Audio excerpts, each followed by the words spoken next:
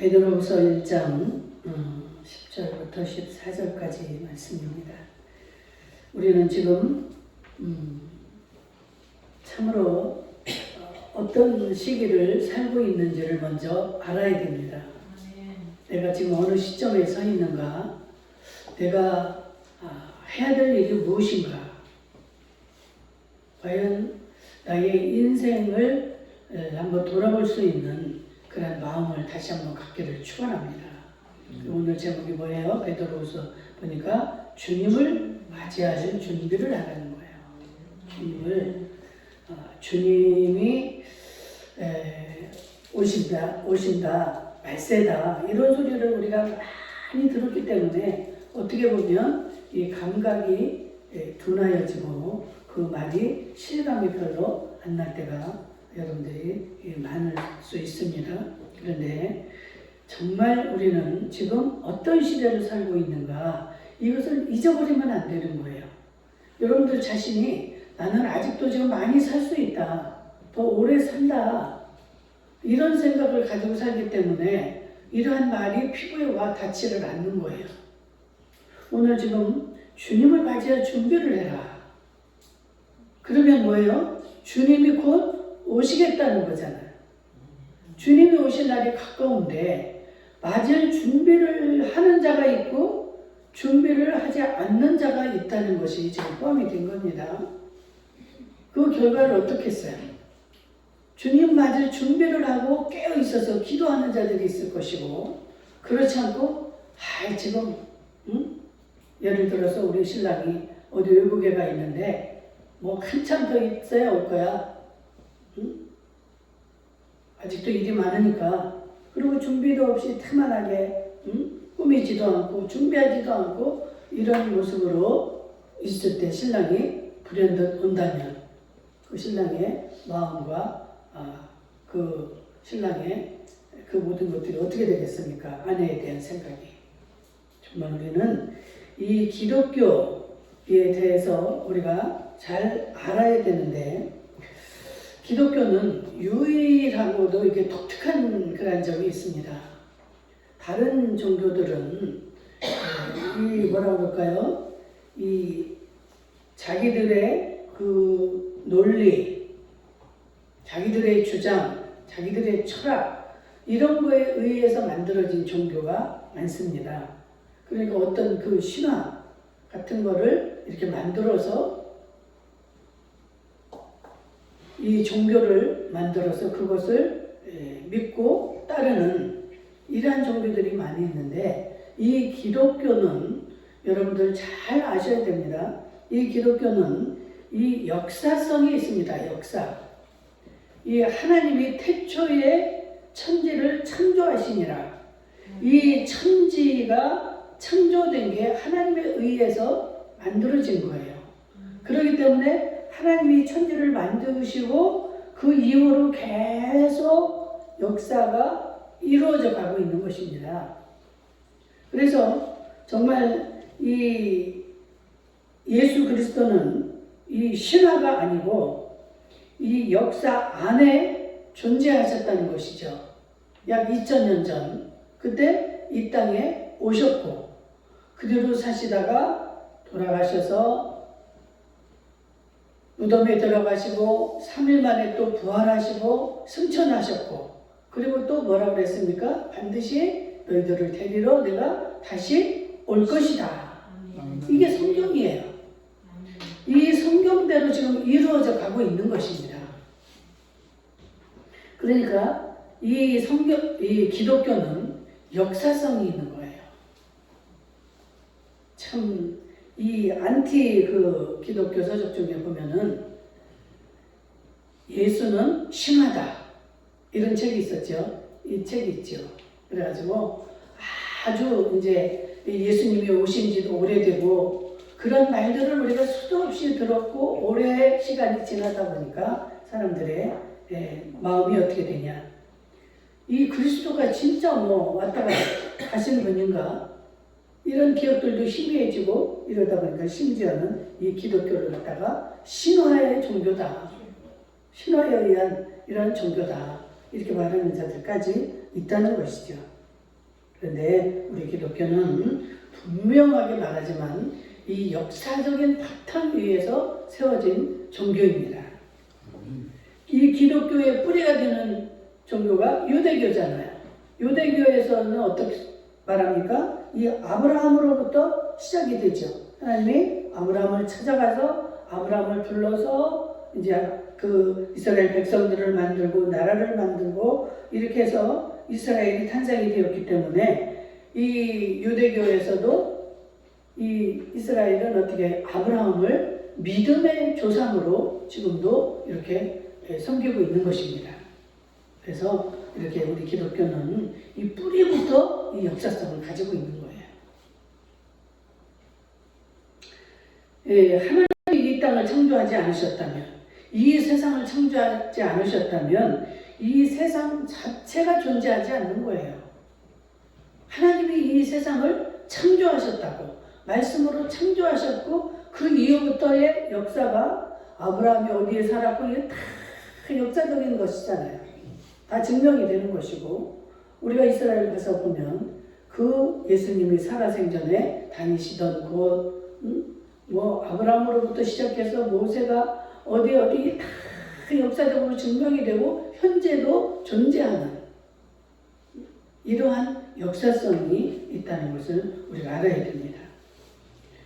그래서 이 기독교는 세상을 창조하신 이 하나님을 믿는 종교이기 때문에 이 역사 안에서 일어나는 일들을 기록할 수밖에 없고 그대로 지금 이루어지고 있는 거예요. 그래서 진행입니다. 진행인데 이 성경이 아직 미완성이 돼서 계속 성경이 기록된다는 말이 아니고, 성경에 기록된 그 말씀이 지금 역사적으로 지금 계속 이루어져 가고 있다는 것이에요. 아멘. 그래서 그분의 일하심, 그분의 간섭하심, 그분의 우리에게 지금 이렇게 일어나서 이 개입하는 이 모든 것들이 계속된다는 것이죠. 그래서 기독교의 그 역사성을 말하고 있는 그런 학자들이 있습니다. 이레니우스가 있고 아타나시우스가 있고 아우구스티누스가 있는데, 그 중에 이 이레니우스가 한 말이 뭐냐면, 만약에 하나님께서 인간을 찾아오지 않으셨다면 어떻게 인간이 하나님께로 갈 수 있겠는가? 라고 반문을 합니다. 하나님께서 우리를 찾아와 주셔서 우리를 다 지금 이루어 가시고 그 역사적인 이 사실 안에 우리가 지금 살고 있는 것입니다. 그래서 이렇게 기독교 자체가 역사인데, 이 역사는 시작이 있고 끝이 있는데, 이 시작이 쭉 그냥 무한정 나가는 게 아니라, 여러분 어때요? 이 끝을 향해서 지금 가고 있는 거예요. 주님이 재림하시는 게 끝입니다. 이 세상은. 그래서 이 끝을 향해서 이렇게 가고 있는데, 그렇기 때문에 이 끝이 중요하다는 것이죠. 끝을 어떻게 하느냐에, 끝에 어떤 일이 일어나고 끝에 그 일로 인하여서 우리의 삶이 어떻게 되는가를 여러분들 알아야 됩니다. 그래서 끝이 참 중요한 거예요. 그래서 오늘 이 말씀처럼 주님이 오시는 게 끝인데, 주님이 오실 때 그때를 맞이할 준비를 하면서 살아가는 것이 주님의 음성이고 말씀입니다.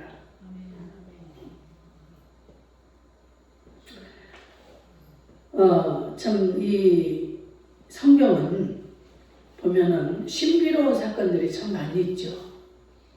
이 역사 안에서 지금 하나님이 우리에게 개입을 해서 우리랑 같이 이렇게 나아가고 계신데, 하나님이시기 때문에 그런 신비한 일들이 많이 있습니다.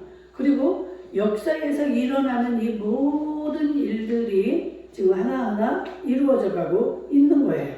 그런데 이 신비한 그 사건을 우리가 좀 찾아보게 되면, 첫째 뭐가 신비합니까? 역사 안에서 천지를 창조하신 것, 그죠? 하나님이 말씀으로 하시는 말씀으로 다 이 천지가 만들어진 거예요. 하나님이 영이시기 때문에 이 말씀으로 모든 것들을 하십니다.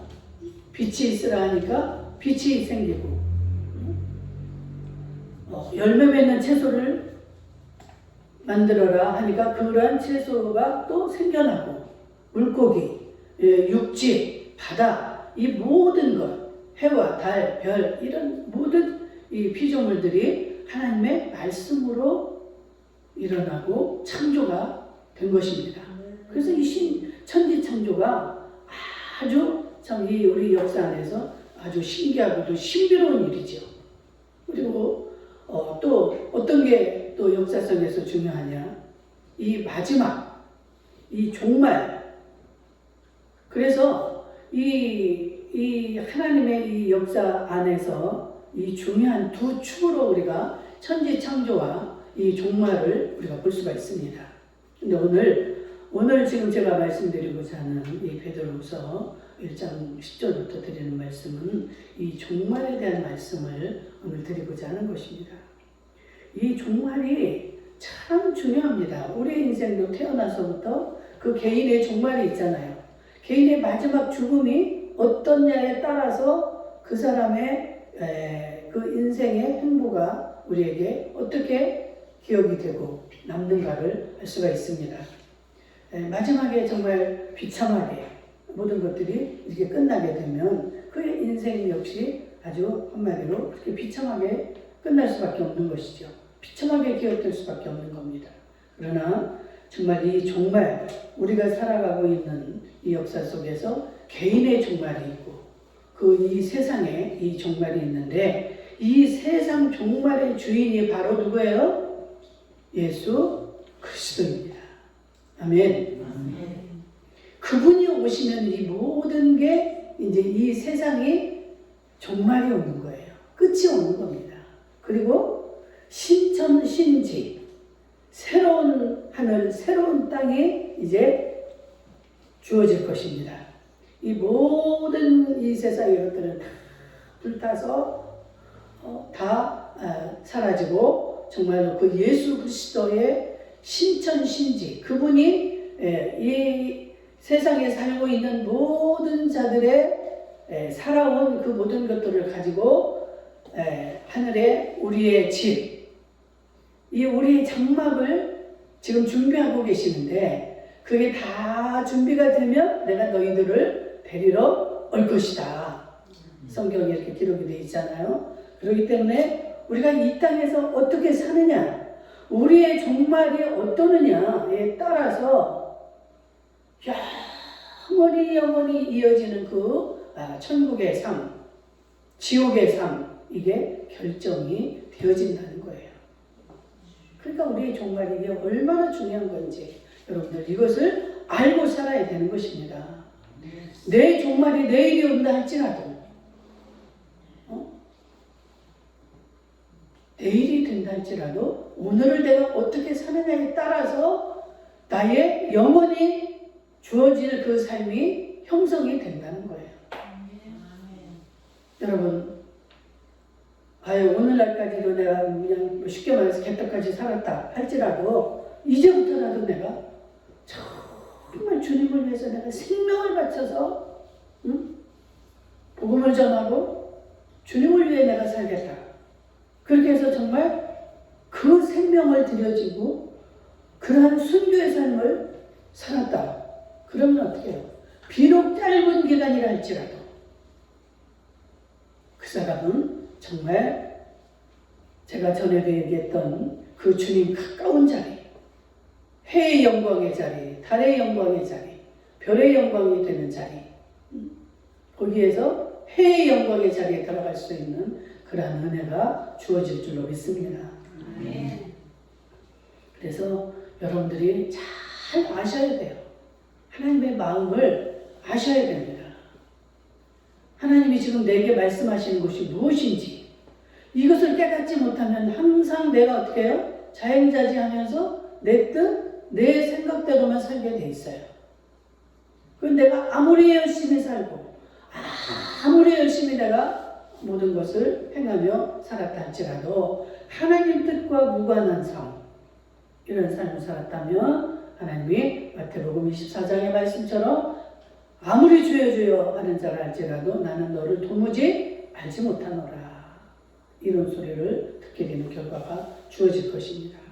그래서 이 세상에 정말 이 실제로 오신 이 종말의 주인 되시는 이 주님은 초자연적인 그 하나님으로서 이 역사 안에 들어가서 우리와 같이 사셨던 분이에요. 그렇잖아요. 그래서 33년이라는 생애를 살고 가셨고 그분은 지금도 하나님 우편에서 살고 계시고 우리의 마음속에 와 계신 그분이 예수 그리스도입니다.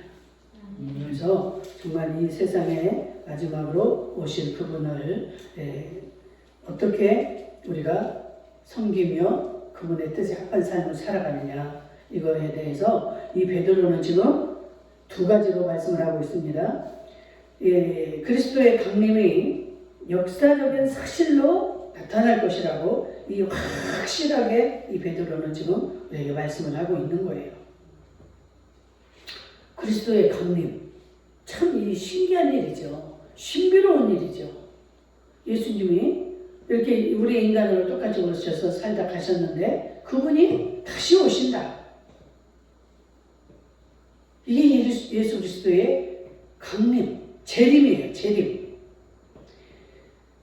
이 새로운 세계가 열림과 동시에 이 세상의 종말, 이 세상 우리가 살고 있는 영원할 것 같은 우리의 생각으로 앞으로의 이러한 삶이 어떻게 될 것이고 세상이 어떻게 될 것이다. 머리가 좋은 사람들, 과학자들 이들이 연구하고 계획하는 이런 일들 이 모든 것들이 과연 어떻게 될 것인가. 16절에 보니까 뭐라고 그래요? 더욱 16절에 보게 되면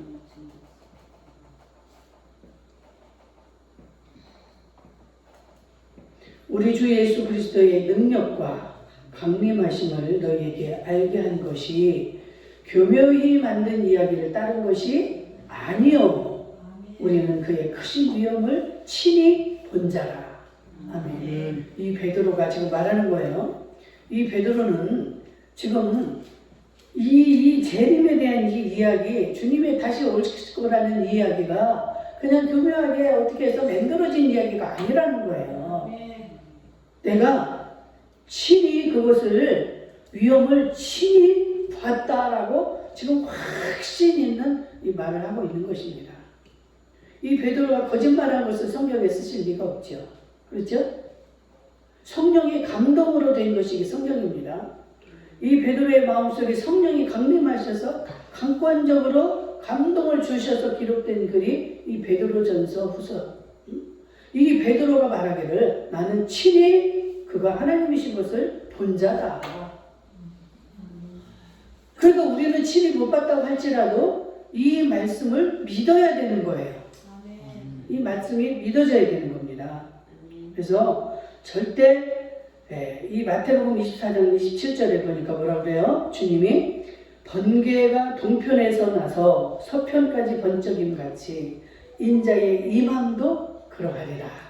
아멘. 동편에서 서편까지 번쩍이는 것처럼 인자의 임함도 그러하리라. 우리 예수님이 재림하실 때 이렇게 임하신다는 거예요. 그러니까 여러분들 살아가면서 이제 그런 많은 막 그 미혹의 소리 들리잖아요. 아 저기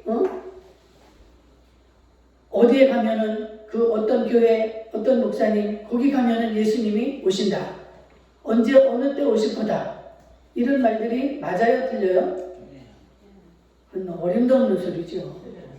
어림도 없는 소리죠. 여러분들 예전에 이장님이라는 목사가 그랬잖아요. 자기네 교회에 10월 28일 날 몇 시에 예수님이 재림하신다. 그러니까 너희들은 다 흰 옷 입고 와서 준비해라. 그때 다 이제 자기들이 들림 받는다. 이게 성경을 아는 자들은 거기 속지 않아요. 성경은 분명히 이렇게 지금 번개가 동편에서 나서 번개예요, 번개. 번개를 여러분들이 볼 수 있습니까? 한순간입니다. 이렇게 한순간에 임하시는데 동편에서 나서 서편까지 이게 번쩍이는 것처럼 인자의 임함도 그러하리라. 이 말씀만 하나만 알아도 그게 속지 않을 줄로 믿습니다. 어디라고 어디에 그냥 어느 장소에 예수님이 그러고 시간 다 가르쳐주고 이러고 임하십니까? 절대 속지 않기를 주의 이름으로 축복합니다. 30절에는 그때의 인자의 징조가 하늘에서 보이겠고 그때의 땅의 모든 족속들이 통곡하며 그들이 인자가 구름을 타고 능력과 큰 영광으로 오는 것을 보리라. 아멘. 예수님은 구름 타고 오신다는 거예요. 그리고 능력과 그것도 큰 영광으로. 이게 지금 한글로 이게 큰 영광으로 라고 표현을 하는데 그는 어떻게 여러분들 상상할 수가 없을 것입니다. 주님이 그 오시는 그 모습이라는 것은 우리가 감히 상상할 수도 없는 그런 모습으로 주님은 마지막에 오실 줄로 믿습니다.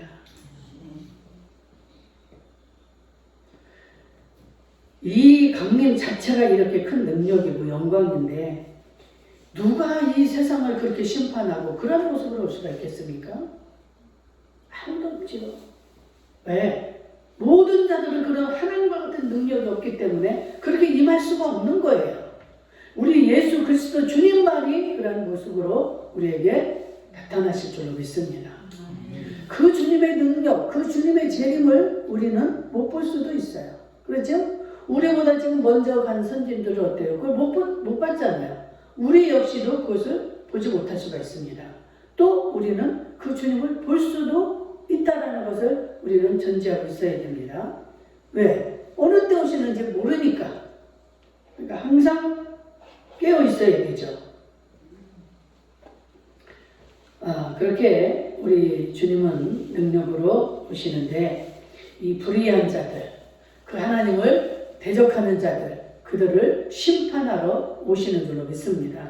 그래서 그때 이제 예수님이 오셔서 다 그 모든 것들을 정리하시고 하나님의 나라를 완성하실 줄로 믿습니다.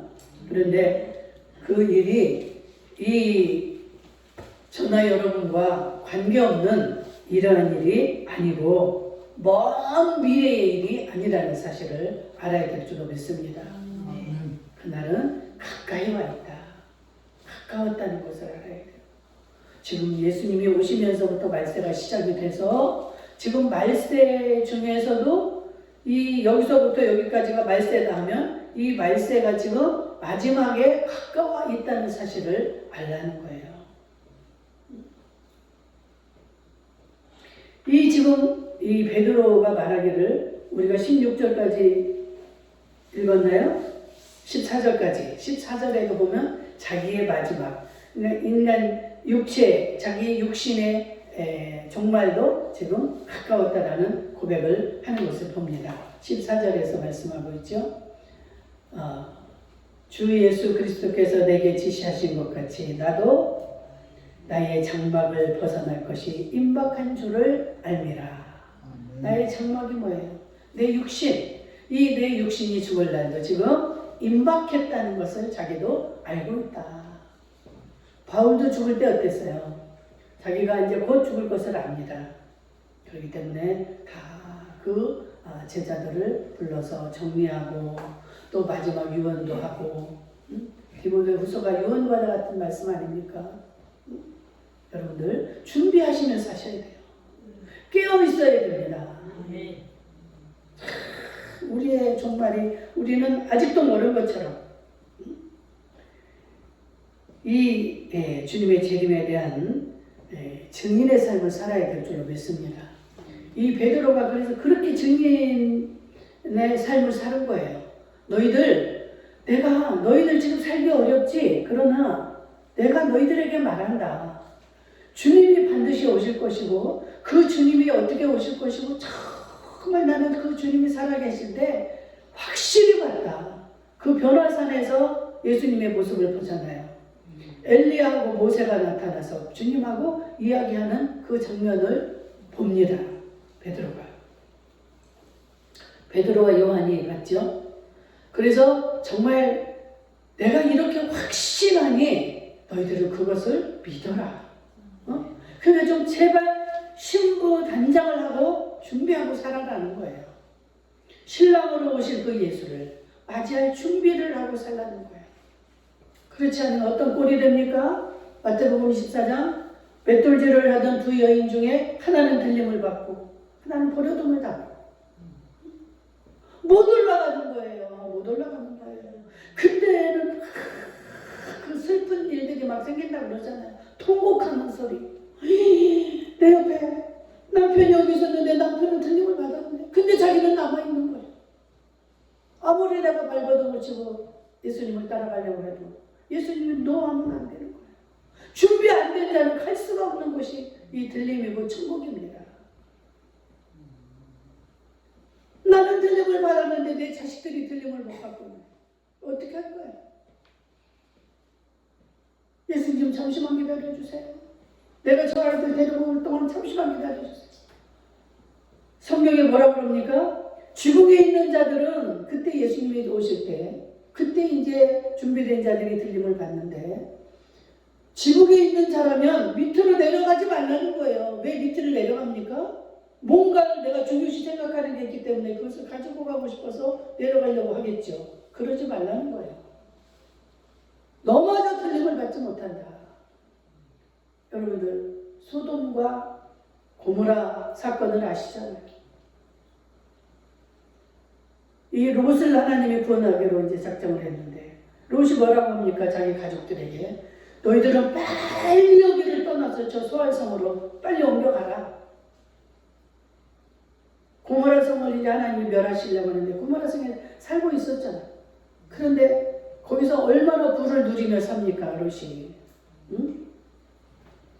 정말 땅도 많을 것이고 재산도 많고 그 부를 이루고 살았는데 거기에 하나님이 도저히 안 되겠다 싶어서 유황불로 멸망을 하기로 작정을 하고 롯에게 천사를 보내서 너는 빨리 여기를 벗어나라. 내가 지금 여기를 멸망할 때가 됐으니까 빨리 저기 도망을 가라. 그 옆에 있는 소알성으로 들어가게 해달라고 이러니까 그래 빨리 그럼 그리 들어가라 했는데 그 가족 중에 롯의 딸 두 딸과 롯만 가고 뒤돌아보지 말라고 그랬어요. 뒤돌아보지 말라는 말이 뭡니까? 네가 이제까지 누리고 살고 좋아하고 쥐고 있던 이 모든 거 뒤돌아보지 마. 그거 아까워하지 마. 빨리 네가 도망을 가야 너 살아. 빨리 도망. 그런데 뒤따라가던 사위들 또 롯의 아내는 뒤돌아보잖아. 미련이 남았어. 아이고 저 내 재산 저거 어떡해. 내 금덩어리 저거 어떡해. 그 자리에서 소금 기둥이 되어버립니다. 여러분 정말 여러분들 깨어 계셔야 돼요. 이 돈 때문에 우리가 그 천국을 못 간다는 거예요. 이 돈이 뭐예요? 원수죠, 원수. 천국 갔다 온 사람들이나 이 환상을 본 사람들이 말을 들어보면요. 그 천국에 못 들어오는 사람들 중에 이 보따리를 이렇게 짊어진 사람들이 있답니다. 뭘까요? 여러분, 이렇게 눈치가 빨라. 지금 구원을 받아야 되는데 이 돈 보따리 때문에 못 가는 거예요. 막 예수님 저 사람들은 뭐예요? 그랬더니 하나는 죄 보따리고 하나는 돈 보따리라는 거예요. 그래서 죄는 이해가 되는데 이 돈 보따리가 이해가 안 됩니다. 그랬더니 사람들이 그렇게 돈을 사랑하고 이 돈 때문에 천국을 못 간다. 돈이 우리를 죽이는 거예요. 여러분, 이 돈은요, 우리가 편리하기는 합니다. 살아갈 때 돈이 있으면 해결되는 게 많죠. 근데 이 돈이라는 게 하나님 손에 있는 거예요. 이 모든 것이. 나는 아무것도 없어도 내가 꼭 필요할 때 하나님이 그 돈을 주실까요? 안 주실까요? 주셔요. 이게 다 하나님의 건데 내 거 내가 이거 버는 거 이것만 가지고 있으려고 하나님이 휙 뺏어버리면 한순간에 다 빠져나가는 거예요. 왜 이 원리를 모릅니까? 어떤 사람은 돈이, 내가 교회를 다녀보니까 돈이 없으니까 내가 이거 신앙생활 할 수가 없습니다. 참 목사의 마음이 이럴 때 제일 마음이 아파요. 더 뭐 하고 싶은 말이 제가 너무너무 많은데 여기서 생략을 하겠습니다. 이 베드로는 정말 그 하나님을 확실하게 만났고 봤습니다. 천국도 봤고 바울도 말할 것도 없고. 그 이들의 삶이 어떻습니까? 주님을 위해서 죽기로 작정을 하잖아요. 주님을 위해서 죽는다는 거 우리가 믿음이 없는 자들이 볼 때는 얼마나 어리석은 삶입니까? 이 좋은 세상을 왜 죽어요? 천국이 있을지 없을지도 모르는데 왜 죽습니까? 그런데 그 천국을 보고 깨달은 자들, 만난 자들, 이들은 목숨을 걸어야 되는 거예요. 생명? 이 생명이 누구예요? 하나님 손에 있는데 이 생명이 최고로 내게 중요한 이 생명을 주님을 위해서 드려야죠. 그러면 주님 가까운 곳에 우리의 장막이 정해지는 줄로 믿습니다. 그것은 영원한 곳이에요. 영원한 곳이에요. 아무리 강조해도 과하지 않은 말씀입니다. 여러분들 천국 가서 영원히 살 텐데 큰 변두리에서 주님 눈길도 닿지도 않는 그곳에서 그냥 비리비리하며 살겠습니까? 이제부터 소망을 가지시기를 축복합니다. 나는 어떻게든 주님의 눈 안에 드는, 주님의 눈에 띄는 그 해의 영광의 자리, 해의 영광의 자리에 못 들어가면 달의 영광의 자리라도 들어가야지. 별의 영광의 자리는 수도 없이 사람이 많을 것입니다. 그지같이 그렇게 사시겠어요? 나는 나도 그렇고 우리 임마누엘 성도들만큼은 그 해의 자리, 해의 영광의 자리에 다 들어갔으면 좋겠습니다. 이거는 여러분들 돈으로 가는 것이 아니에요. 여러분들 똑똑해서 그걸 가는 것이 아니에요. 이 믿음으로 가는 겁니다. 믿음의 순종으로. 다 남들이 하는 거 이건 누가 못해요. 내가 돈이 있는데 누구 굳이 하는 거 이걸 누가 못합니까? 안 믿는 자들도 이거 다 할 수 있어요. 좀 기념될 만한, 기념책에 올라갈 만한 일들을 한 자라야 예수님도 기억하시지 않겠어요? 그것을 하기 위해서 바울이나 베드로나 이 모든 자들이 다 세상 것들을 포기한 거예요.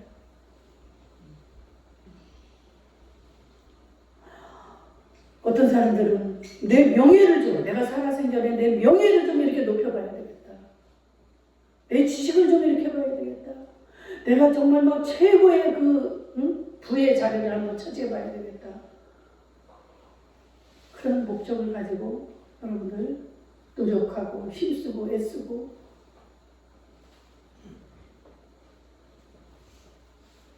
우리 목적을 잃어버리시면 안 됩니다. 세상에서 열심히 사는 건 좋지만 가장 근간이 되는 이 목적을 잃어버리고 살게 되면 다 모든 것이 헛수고가 되는 거예요. 그 주여 하는 자들이 뭐라고 그랬습니까? 별의별 이야기를 다 하잖아요. 내가 막 병든 자도 다 고쳐주고 죽은 자도 살려내고 이렇게 주의 이름으로 이렇게 했는데 그게 뭐예요? 다 자기가 자기 이름을 위해서 자기 영광을 위해서 했던 거라 이 말이죠. 모든 영광은 다 하나님께 돌려야 되는 줄로 믿습니다. 기도하겠습니다. 자비로우신 우리